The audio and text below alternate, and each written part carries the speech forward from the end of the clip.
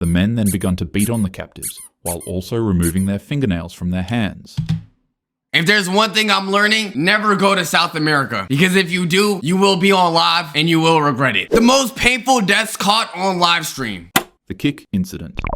On a breezy afternoon in August 2025, a 25-year-old kick streamer was invited back. That's all you needed to say, the platform. I can't remember the last good thing that came from Kick. I'm trying to think of any time I heard the platform Kick in a good context. Like, wow, a great thing just happened on Kick. Anytime you hear something from Kick, it's either some dude fiddling with kids, some dude trying the most crazy, you know what, or just murdering people. I feel like there's no website that has worse PR than Kick. Backstage to a wrestling event as a guest of the show. When the streamer showed up, a 39-year-old wrestler would see cameras and video recording equipment following the man and mistakenly think that he was another wrestler that was acting for a skit. The wrestler would jump into full-on acting mode. Upon interaction, the streamer would say that he doesn't know who the wrestler is, and the wrestler would take that as his cue to get into character.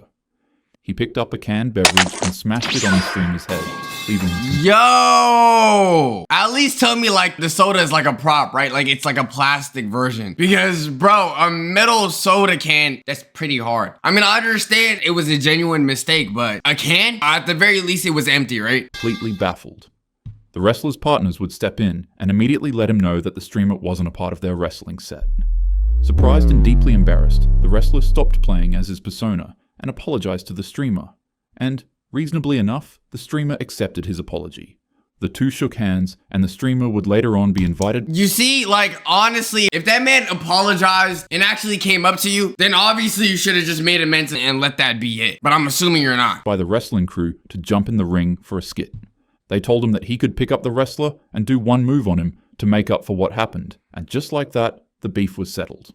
That is, until you realize that the 25-year-old streamer was being watched by hundreds of people in his kick stream, and they all just witnessed the silly mistake on live camera. His chat began poking fun at him. They'd say that he got knocked out from a prop can, and then they'd begin asking the streamer why he just sat back and let it happen. Together, his chat began calling him a coward, and something that starts with B. So you're getting heated at someone you know is innocent because a lot of people on a virtual screen told you to do so. Like, here's the thing. Of course, seeing people in the chat or seeing a bunch of people just talk bad about you is gonna make you feel some type of way. But if you're an internet personality, you have to be equipped to deal with that, especially if you know someone is actually innocent. And rhymes with glitch. And it didn't help that his father also egged him on by poking fun at how he was hugging a bunch of men in tights. Hey, yo, did you get jumped by a bunch of dudes in tights? You said what? I looked at your stream, you were hugging on some dudes, some booty shorts. I wasn't hugging on nobody. Fucking pro wrestling show. Tension slowly simmered in the wrestling arena as the night progressed on. The man began feeling a mixture of pride, anger, and the pressure of being watched by hundreds of people online. And as the verbal jabs continued, his restraint began to crack. He let the comments get to him, and soon enough, he became unable to separate an online chat room from reality. After the wrestler got on stage and began his performance, the streamer would be given the signal to join in. He jumped into the ring, and fueled by adrenaline and rage, he lunged forward at the unsuspecting wrestler and lifted him off the ground by grabbing his legs. For a moment, he carried the wrestler in the air. Everybody cheered and applauded the young man, thinking it was a part of the act. But in a moment, the tone shifted.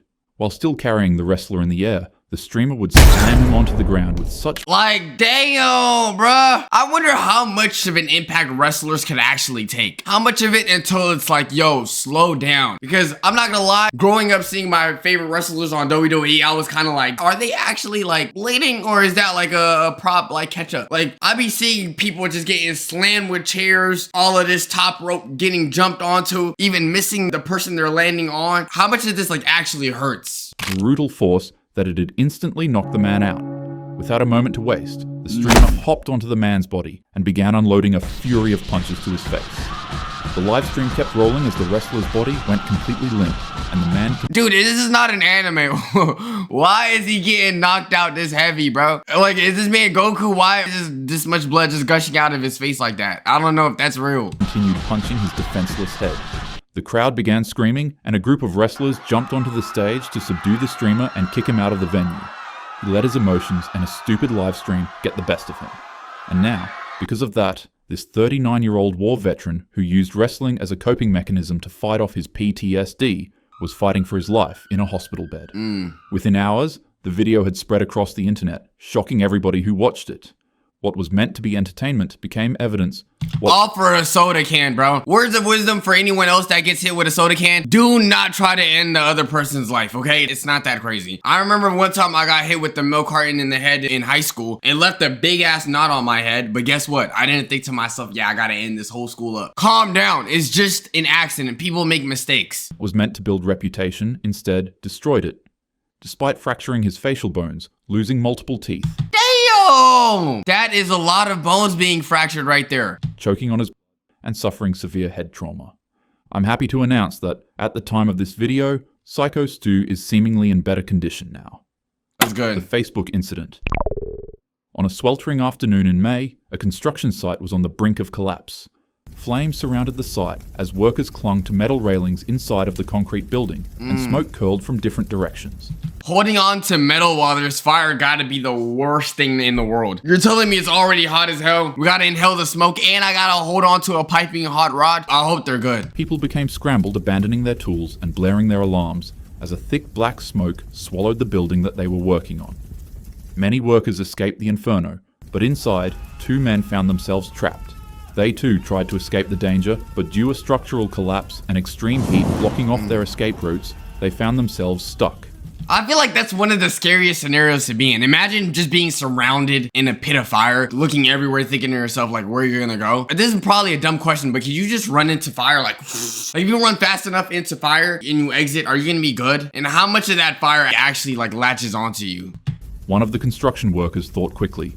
He pulled out his phone from his pocket and started a live broadcast to call out for help. His words trembled with desperation. Behind him, flames flickered orange in the haze. Every cough, crack, and distant roar amplified the sense of impending doom. Viewers tuned into his live stream and witnessed the corridor ahead become consumed in flames, leaving behind no exit in sight. The other remaining workers that were trapped in the lower part of the building were rescued by fire crews. Ladders, axes, and officials all came clawing through flame to bring them to safety. Yo, shout out to firefighters, by the way, bro. The fact that there's people that could actually rescue you for these type of tragic events is actually like a life-saving thing. I'm just thinking about, imagine all the people that actually thought that they were gonna lose their life to a fire and being saved last minute from it. That gotta be the greatest feeling in the world. They emerged splattered in soot with stained clothes, watering eyes, and burning lungs. But for the 2 construction workers on the higher part of the building, they were still trapped. They continued to cry out for help on the live stream, but due to the amount of smoke that covered the building, visibility became impossible.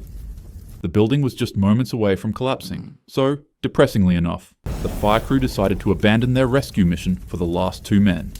Ooh. That has to be one of the most heartbreaking feelings to do. Not only for the people that have to wait, but the actual firefighters, bro. For you to be like, nah, bro, we gotta go. Knowing damn well there's 2 other people in there. RIP. It was just too dangerous. The men remained on livestream calling out for help, but in a split second, it ended abruptly. The building came crumbling down.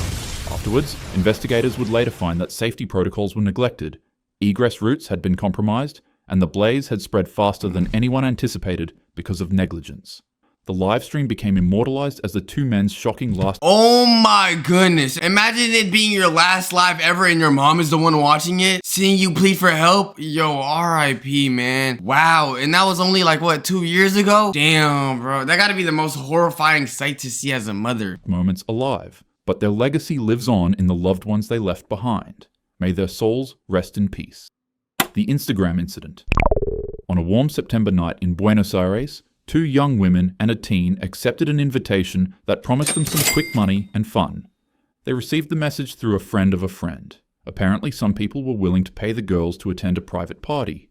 Delighted by the opportunity, the 3 ladies accepted. That's how the middle lady looked? Are you sure she got the invitation? Because she doesn't even look like a real human. Later on, they would arrive at a quiet house in Florencio Varela. But unbeknownst to them, it'd be the last building they'd ever step in. What waited inside wasn't— Dude, does that look like a party? I know this is probably just for video effects, but does this not look like the scene of a horror movie? I would assume we're shooting for like a, I don't know, the next Scream or something. Party where? music, dancing, or partying, but rather a masked gang carrying ropes, weapons, and evil intentions. The girls were all accused of stealing something that didn't belong to them. It was a package of illegal items that seemed to carry more weight than their lives ever could in the eyes of... It is crazy because none of them stole the thing, bro. So did the friend of a friend just trick them? Did they trick the cartel into thinking it was them or something? Imagine being invited to somewhere thinking you're wanted. Whole time, people are framing you for something. Wow. The men holding them hostage. They all brought out their phones and went live. 45 Live? On what platform? I don't even know Live Leak had a platform. Was it like a burner account? Was it TikTok Live? exclusive viewers joined in, and just like that, the infamous stream had officially begun. The gang shouted at the woman and told the viewers that this is what happens when people steal from him. The men then begun to beat on the captives, while also removing their fingernails from their hands. You know what? If there's one thing I'm learning, never go to South America. Because if you do, you will be on live and you will regret it. The beatings continued for a long period of time until they finally stopped the three women and ended the stream. Days later, the house was raided. Beneath freshly turned soil in the men's backyard, police uncovered the three bodies of the women buried in multiple pieces. The stream had ended, but its echo spread across Argentina, igniting pure outrage and grief. It was no longer just a crime. It became a symbol of how easily life, innocence, and dignity can vanish when cruelty hides behind a camera. Literally. Fortunately, however, the police have recently arrested the mastermind behind this atrocity. Good. May these women's souls rest in peace. R.I.P. The Live Leak incident. On a calm... Any incident regarding Live Leak is definitely terrible. Like, the whole website is literally just horrifying. Friday afternoon in Christchurch, prayers had just begun. The sun fell softly over the city as hundreds gathered at Al Noor Mosque, a place of peace, ritual, and routine. Across town, a man sat alone in his car, checking his weapons and pressing the streaming button to go live on Facebook. The broadcast began. He drove slowly toward the mosque, and when he stepped out, his camera followed. The fact that anyone has that much hatred for people, like, I feel like a lot of these people that have hatred for any type of religion, you never actually got to know the person. You only heard terrible things you've seen on the internet. A lot of the times, I don't know if you guys noticed, but people that follow their religion are usually like good people for the most part. Because if they're not good people, then that means they're not following their religion. But to have that much hate in your heart when you never even met any of the people in the mosque or met any of the religious people, you're a terrible human. Placed his camera on his helmet, then pulled out his weapon and began one of the worst known atrocities in New Zealand. Fire rang out inside the prayer hall, shattering the calm. Worshippers panicked on camera and scrambled for cover in confusion. In as little as 2 minutes, the live stream showed nothing but pure chaos. Corridors echoed with screams, doors slammed, and footsteps tried running to escape, but it would be to no avail. As worshippers ran out of the mosque and spilled out onto the street, the man walked back outside, reloaded his weapon, and fleeing. And then he drove off and arrived at a second mosque known as the Linwood Islamic Center. The fact that he could drive off and there's not enough police around to actually, like, you know, warn everyone or at least protect the next center. Like, I'm pretty sure they have it now, but there should be police or some sort of security at every religious place. Depressingly enough, even more lives were taken at this mosque. Well, that is, until a brave worshipper fought back. Abdulaziz attacked the man with nothing but a credit card machine while ducking and avoiding gunfire. Eventually, the brave man found one of the streamer's used weapons that he had discarded on the ground. He picked it up and chased the man away with it, and then he threw the empty weapon into the back of the man's car window.